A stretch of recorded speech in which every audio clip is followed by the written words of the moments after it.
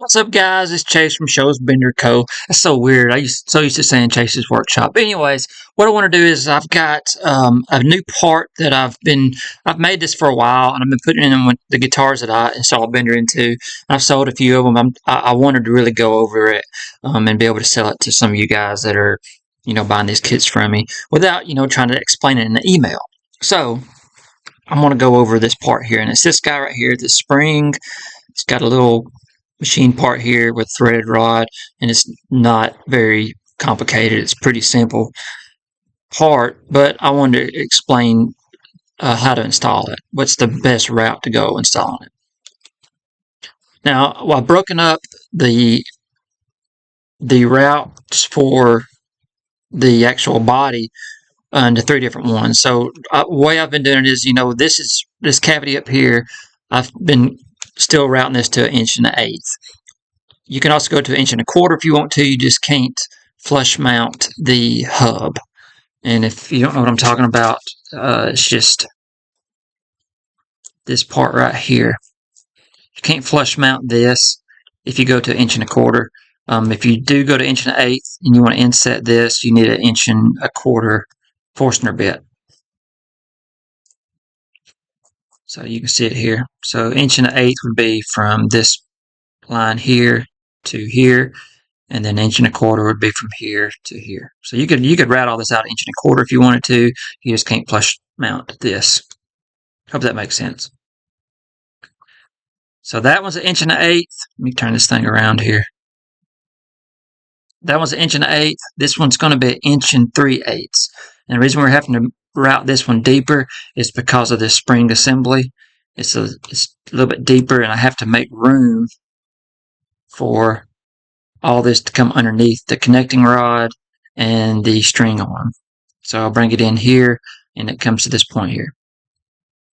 And then the only other one is the part right where the string arm is right here. I've been routing this to 1 inch.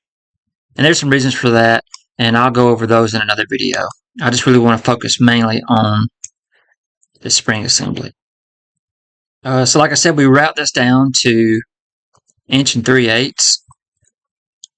So you can see from this back of the guitar here to here is 1.3/8.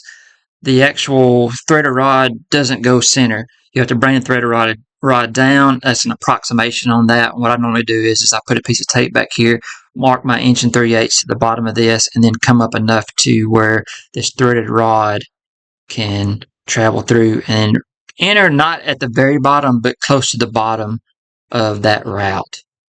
And then you also want to bore this out, this hole that this is coming through in the guitar out enough to where you want to bore this hole where this is going through out enough to where this threaded rod can kind of, I'm sorry, this thing's jumping around on me, to where this threaded rod can move back and forth a little bit north and south here, so that if you want to put your spring on this top hole up here, you can move it up, and it kind of gives a little bit of relief there for that to happen, or the bottom. Those holes aren't on this drawing, so I don't have the 3 holes that come on it, but there's a hole here, one here, and one here on the actual upper arm or strap arm. So you can move these guys however you want to. The way this thing mounts is simple too. I've just got a 10/24 screw right here, and I got a piece of Durlin that I machine to where it can hook onto this spring and it can slide. It's not metal to metal, and it's not going to wear out. The only other thing about when you install it is the way this spring's designed is it comes and it has a spot here that kind of protrudes into this down here. Just make sure this part is going down. If it's going up, it'll interfere with the strap arm.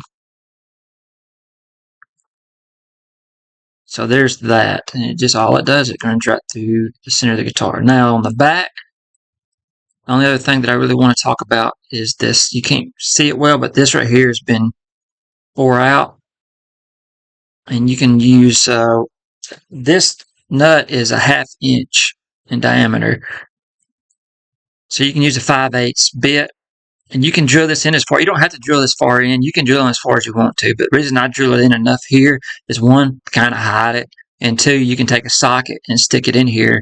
And if this is all the way out here and you put a socket on it, it's not going to stay on it. If you leave it like this, you can put a socket in there, leave it in there, adjust it however you want it. When you're done, pull it out, and it won't be seen. This system, I've not had any. You don't have to use a wrench. You can use just a socket. You can stick the socket into this hole here and turn it with your hand, adjust it as much as you want, and then once you're done, you pull it out and it's done. You're done with it. And the only like cosmetic things that I do really to these, once I drill this hole and I install everything, before I install it, I usually paint this out of this black. It just kind of hides it. You don't see it as much. On the actual guitar, so we're looking at it upright now. It comes out just to the front. This is the front of the guitar. It comes out right a little bit more to the front, and then your strap button is usually right in here somewhere, and if you're holding it on stage or whatever, it covers this. You won't see it if you're even worried about that. I mean, it's not that big of a deal at all. I've got some pictures of the ones that I've done that I'll add to it if you guys want me to, or I'll do another video or something.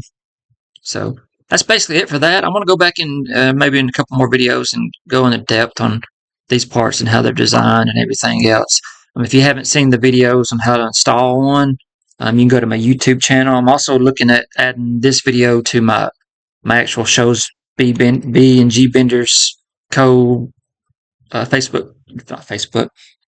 YouTube page that I've created. I've had it for a while, just really haven't done much with it. So if you'd like to go there and follow that too, that's where I'm going to put all the updates and stuff from now on instead of the Chases Workshop. So here's what it is. Guys, if you have any questions about any of it, just let me know, and I appreciate you watching.